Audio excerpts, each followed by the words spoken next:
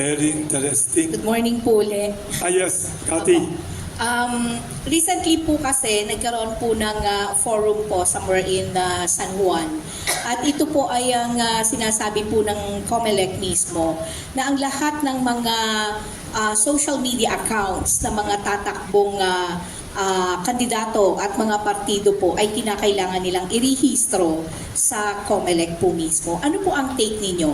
That's my first question. Second question ko, kung may gusto po kayong amyendahan o baguhin sa COMELEC po, kasi naging kapansin-pansin po na yung pagtanggap po ng mga kandidato, hindi po, kumbaga parang hindi nasasala ng gusto dahil yung iba may mga record ng graft cases at meron pong involvement sa drugs na nakakalusot at nagiging opisyal ng ating bayan. Paano nyo po susolusyonan yun?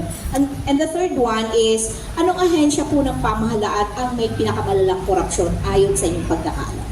Ang tingin ko, unang-una, yung, although hindi ko nakita yung sinasabi mong COMELEC resolution ba? Last week lang. Oo, na I think, yan ay unconstitutional yan.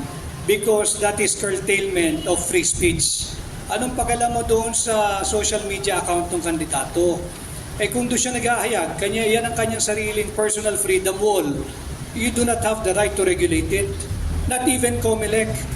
COMELEC is not in the business of censoring or regulating free speech. That is unconstitutional. Sarili niyang freedom board yan eh. Ngayon, kung may linabag siyang batas, revised penal code, cyber libel law, di kasuhan nung na-libel.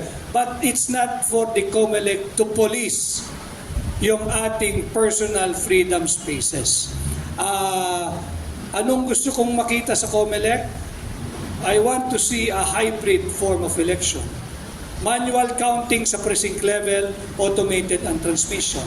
As for the qualification, walang magagawa ang COMELEC because it is the Constitution that lays down the minimum qualification for a candidate to be able to file his or her candidacy.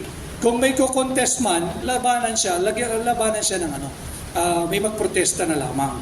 And then anong ahensya? The most corrupt now in government that you see. Nagsisiksikan sila sa number one. Sa totoo lang. Ano-ano po yun? Nagsisiksikan sila sa number one. Name it, DPWH, yung issue ngayon sa ayuda sa IX using DSWD, ang dami.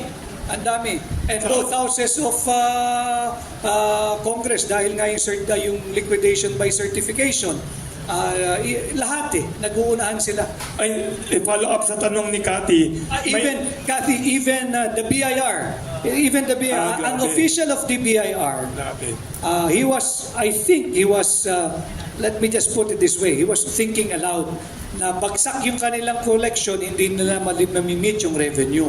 Pero may tanong siya, bakit kami sa BIR nagkaroon ng 22% increase in collection?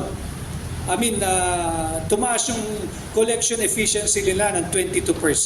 Samantalang ang Bureau of Customs 3% lang. Meaning yung BIR naglalabas na rin na hinagpis na sa balikat nila yung revenue target, samantalang yung kasama nilang supposedly nangongolekta din, bagsak din yung efficiency in terms of collection. So na hindi maiwasan ng opisyal na yun, kami 22% efficiency, ito 3% lang. So, dun mo makikita na wala sa tono. Follow up